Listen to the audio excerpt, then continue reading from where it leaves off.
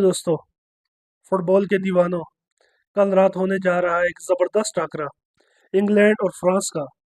England और France कल आमने सामने होंगे फीफा वर्ल्ड कप 2026 के थर्ड प्लेस प्लेऑफ में। दो ऐसी टीमें जिनका ख्वाब था वर्ल्ड कप ट्रॉफी उठाने का, लेकिन सेमीफाइनल में शिकस्त के बाद अब दोनों की नजरें ब्रॉन्ज मेडल पर। फ्रांस को स्पेन ने रोका, जबकि इंग्लैंड को अर्जेंटीना ने दिल तोड़ देने वाली शिकस्त दी। अब सवाल ये है कि कौन इज्जत के साथ टूर्नामेंट खत्म करना चाहेगा। एक तरफ फ्रांस के मबाबे, जिनकी रफ्तार दुनिया भर के डिफेंडर्स के लिए डरावना ख्वाब है। अब और दूसरी तरफ बलिंगम, जो इंग्लैंड के नौजवान प्लेयर हैं, जो आखिरी मैच में अपनी ताकत दिखाना चाहेंगे। ये सिर्फ तीसरी पोजीशन का मैच नहीं, बल्कि इज्जत, फखर और मदाहों के लिए आखिरी जंग है। दोनों टीमें चाहेंगी कि वर्ल्ड कप को जीत के साथ अलविदा कहें। अगर फ्रांस की अटैक लाइन चल गई तो मैच फ्रांस के नाम हो सकता है, लेकिन अगर इंग्लैंड ने अपना जारहाना खेल दिखाया तो ये मुकाबला इजाफी वक्त तक भी जा सकता है। अब आप बताएंगे कि फ्रांस जीतेगा या इंग्लैंड। आपकी प्रोडिक्शन क्या है? हमारी प्रोडिक्शन तो अभी यासर भी बता देंगे, लेकिन आपकी प्रोडिक्शन क्या है? तो हमें ये लाजमी आपने बताना है कि इंग्लैंड जीतेगी या फ्रांस जीतेगी। ठीक है? कौन लोग बिलिंगम को सपोर्ट कर रहे हैं, कौन लोग इम्बाबे को सपोर्ट कर रहे हैं, और यासर भी किसको सपोर्ट कर रहे अब हमेशा ना आप मुझे क्या कहते हैं इम्तिहान में डाल देते हैं मुश्किल मुश्किल सवाल पूछ के। खैर ये सवाल इतना मुश्किल भी नहीं होने वाला, क्योंकि जैसे कि आप ऑलरेडी मुझे बता चुके हैं और कहा है आपने कि ये सिर्फ जीत नहीं होगी। ये बेसिकली दो वो टीम्स जिनका ख्वाब अधूरा रह गया वर्ल्ड कप जीतने का, क्योंकि जो टीम सेमीफाइनल तक पहुंचती है रिगार्डलेस कि वो कौन सी टीम है, तो उसके लिए सेमीफाइनल से एग्जिट होना बहुत ज़्यादा हार्ड होता है। इससे पहले आप आउट हो जाएँ तो आपको लगता है कि हमारी टीम अच्छी नहीं थी, हम इस कैपेबल नहीं थे, तो we are getting out semi quarter final round of 16। But जब आप सेमीफाइनल तक पहुँच जाते हैं तो आपको पता होता है भाई, yes we are something, we are a squad जो यहाँ तक आया है। तो वो एक हार्ड पिल टू स्वॉलो होती है किसी भी मुल्क के लिए। बट फ्रांस की बात की जाए तो फ्रांस के लिए बहुत ज़्यादा ही कोई कड़वा घूँट था ये, बल्कि क्योंकि they were picked to be the favourites. और जेन्युइनली देखा जाए तो उनका स्क्वाड जैसा स्क्वाड कोई नहीं है। मैंने पहले भी कहा है, ऑल दो वो हार के बाहर हो चुके हैं, बट स्टिल वैसा स्क्वाड अभी भी किसी के पास नहीं है। मतलब इसे कहते हैं ना, अगर वाइल्ड कार्ड एंट्री दी जाए तो शायद हो सके दोबारा वो फाइनल में पहुंच जाए। बट ऑब्वियसली फुटबॉल में ऐसा नहीं होता। तो इसमें दोनों टीम्स बेसिकली अपने सपोर्टर्स के लिए, अपनी कंट्री के लिए और खुद का प्राइड सेल्वेज करने के लिए खेलेंगे। वो कहते हैं ना, something is better better than nothing. तो this is going to be the case. Although अगर आप मुझसे पूछें, मुझे नहीं लगता कि दोनों टीमों में से किसी का भी जेन्युइन कोई कंसर्न होगा इस मैच में जीतने में। एक होता है ना कि आप अब जान मारते हैं। अब मुझे ऐसा लगता है दोनों टीमें फन के लिए खेलेंगी, जो जीत गया वो जीत गया। क्योंकि बेसिकली जो बड़े मुल्क होते हैं, जिनके एम्बिशंस बड़े होते हैं ना, तो वो इन मैचेस को टारगेट करते ही नहीं। लेट्स से अगर अर्जेंटीना भी बाहर हुई थी, मेरा नहीं ख्याल कि वो इस मैच को इतना सीरियस लेते अगर वो थर्ड प्लेस का मैच खेल रहे होते। खैर, हम अपना काम करेंगे जो हम करते आ रहे हैं। हम थोड़ा सा एनालाइज करते हैं चीज़ों को। हम देखते हैं कि कौन सी टीम कैसा खेल सकेगी, कौन स्टार्ट करेगा, कौन स्टार कर सकता है। अगर आप मुझसे पूछें तो अभी जो गोल्डन बूट है वो भी एट स्टेक है, क्योंकि 8-8 के साथ दोनों बराबर हैं। तो दे कैन, मतलब अगर एम्बाप्पे 2 गोल मार लेता है तो वो लीड ले लेगा अच्छी खासी, क्योंकि मेरा नहीं ख्याल कि फाइनल में जाके किसी भी प्लेयर के लिए हैट्रिक मारना या 2 गोल्स मारना इतना आसान होता है। और 2 मैसी ने किया है लास्ट वर्ल्ड कप में। बट आइडियल सिचुएशन में ऐसा नहीं होता। आइडियल सिचुएशन में क्या होता है, फाइनल्स डिसाइड होते हैं 1 गोल पे, पेनल्टीज़ पे। तो दिस इज़ नॉर्मल केस। तो अगर एम्बाप्पे 2 ही गोल कर ले तो काम करते आ रहे हैं, हम वो करेंगे। हम एनालाइज़ करेंगे, हम देखेंगे कि कौन सी टीम क्या कर सकती है, क्या करेगी, लाइनअप्स क्या-क्या पॉसिबल हो सकती हैं। इस थर्ड प्लेस के मैच में से किस टीम को क्या मिलेगा, कोई टीम क्या एडवांटेज ले सकती है या क्या कर सकती है। तो फ्रांस की बात करें तो अगर अब देखा जाए तो फ्रांस सिर्फ अपना प्राइड रिस्टोर कर सकती है, जो ह्यूमिलिएशन उनको मिली थी अगेंस्ट स्पेन। और जिस तरह वो इतने गंदे तरीके से एक मैच हारे हैं, तो उसमें फिर यही है कि फ्रांस के लिए तो ये है कि वो अपना प्राइड रिस्टोर करें, कुछ यंग प्लेयर्स को टाइम दे दें, जो प्लेयर्स जो नहीं खेल पाए ऑब्वियसली, क्योंकि आप जब वर्ल्ड कप जीतने के लिए जाते हैं तो अपने जो मेन प्लेयर्स हैं जिनके ज़रिए आपने वर्ल्ड कप जीतना है, आप उन्हीं को प्रेफर कर रहे होते हैं, आपकी एक प्रेफर्ड लाइनअप बन जाती है अनविलिंगली। तो और अगर हम किलियन एम्बापे की बात कर लें, जैसे कि मैंने पहले टच किया था, उसके लिए तो ये हो सकता है कि वो ये गोल्डन बूट विन कर ले। दो दो इंडिविजुअल ट्रॉफीज होती है, तीन। एक बेस्ट कीपर की होती है, एक होती है गोल्डन बूट, और एक होता है गोल्डन बॉल। गोल्डन बॉल मिलता है प्लेयर ऑफ द टूर्नामेंट को, गोल्डन बूट होता है टॉप स्कोरर को, जो भी होगा वो। अभी मेसी और एम्बापे टाइड हैं 8-8 पे। तो एम्बापे के लिए इंडिविजुअली तो ये होगा कि वो गोल स्कोर करके तो वो जो ट्रॉफी है वो अपने नाम कर ले। और अगर आप बाकी टीम की बात करें तो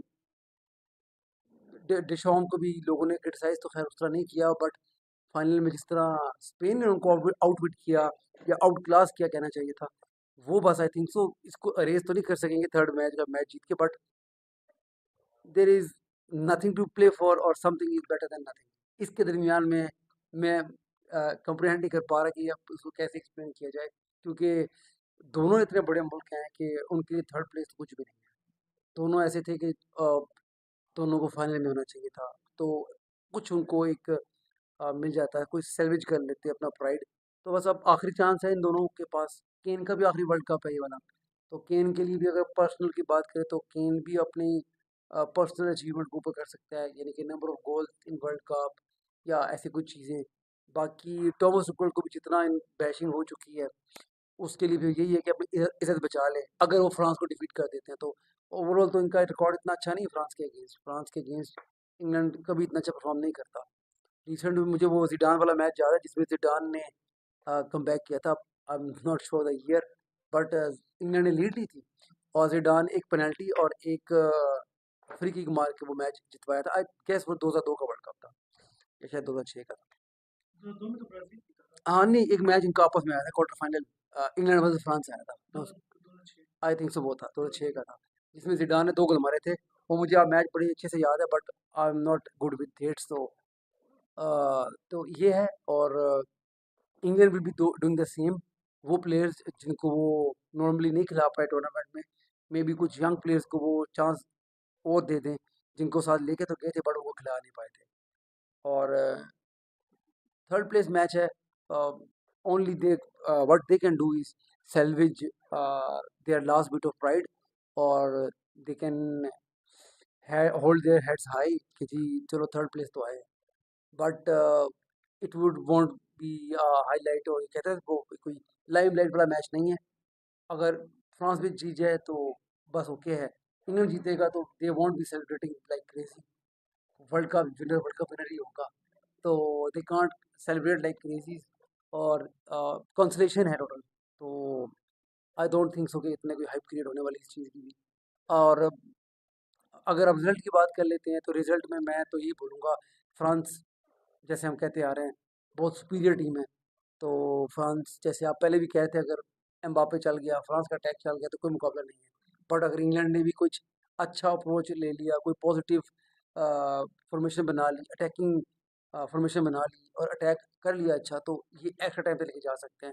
but I think so it will be a good match, but France will go through 2-0, ऐसा कुछ कर लें आप। इंग्लैंड के लिए मुझे नहीं लगता कोई खास चांस है, क्योंकि इंग्लैंड के पास सबसे अच्छा मैच जो तो खेले हैं वर्ल्ड कप को ये वाला था, टिल द 55th मिनट। उसके बाद तो दे थ्रू एवरीथिंग अवे।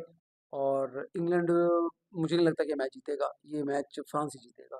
2-0 या 3-1 समझ लें। 2-0 या 3-1 ये मेरी फाइनल प्रेडिक्शन है। तो आज हम आपसे भी प्रेडिक्शन लेते हैं और अपनी ऑडियंस से भी लेंगे कि ज़रूर वो अपना इनपुट दें। आपके कमेंट से, आपकी सजेशन से, आपके लाइक से, आपके डिसलाइक से हमें मैसेज मिलता है कि हम क्या ठीक कर रहे हैं, क्या नहीं कर रहे हैं, अच्छा एक और हम प्रोडक्शन मज़ीद ये कर सकते हैं। आपकी प्रोडक्शन रहेगी। आपके ख्याल अच्छा आपकी ना एक प्रोडिक्शन रह गई है। आपके ख्याल में मैच क्या ये 90 मिनट में ख़त्म होगा या इजाफी टाइम पे जाएगा? ये प्रोडिक्शन आपने नहीं की इस मैच में। यार प्रेडिक्ट करना मुश्किल इसलिए कि यार अगर आप मुझसे पूछेंगे ना, बीइंग अ फुटबॉल फैन और एक फुटबॉल देखने वाले इंसान से, तो ये एक बहुत ही लैकलस्टर सा मैच है। इसको ड्रैग करके एक्स्ट्रा टाइम लेके जाना मुझे बहुत ही फजूल हरकत लगेगी, अगर कोई भी मुल्क ये करता है तो। मेरा नहीं ख्याल कि ये एक्स्ट्रा टाइम में जाएगा, कि 90 मिनट में डिसाइड हो जाएगा मैच, ईज़िली हो जाएगा डिसाइड। क्योंकि इस मैच को ड्रैग करना तो बहुत ही बेवकूफ़ी है।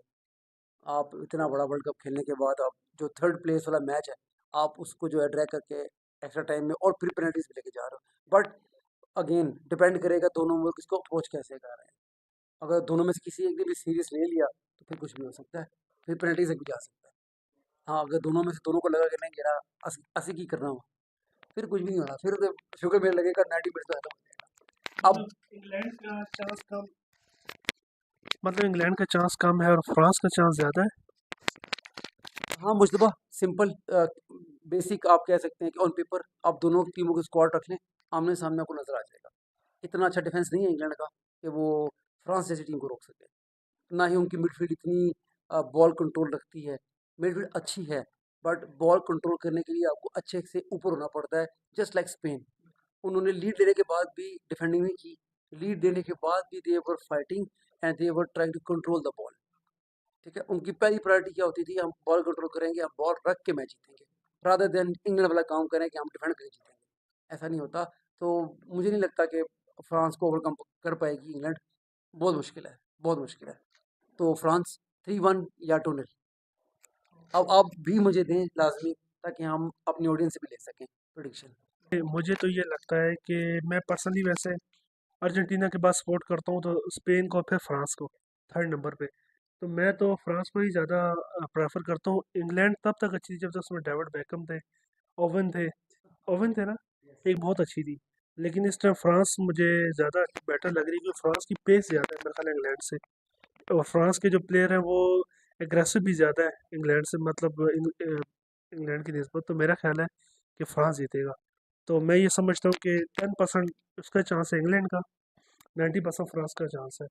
ठीक है, तो ये मेरी प्रोडिक्शन है 90-10 80। ठीक है, और कल भी मैंने देखी 80-20 की थी, 80 अर्जेंटीना और 20 जो है वो इंग्लैंड की थी। तो जी, थोड़ा बहुत है जो होता है, सम टाइम को पता है कि अनएक्सपेक्टेड भी कई दफ़ा हो सकता है कल इंग्लैंड जीत जाए, ये नहीं पता, ये अनएक्सपेक्टेड होता है। लेकिन मेरा ख्याल है कि, तो दोस्तों आप भी बताएं कि कौन सी टीम जीतेगी, आया वो फ्रांस जीतेगी या इंग्लैंड जीतेगी, कमेंट बॉक्स में ज़रूर बताएं।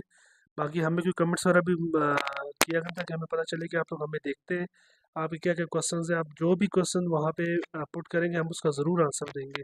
अपना बहुत सारा ख्याल रखिए, घर वालों का ख्याल रखिए, खुश रहिए, बात रहिए। Tata bye bye.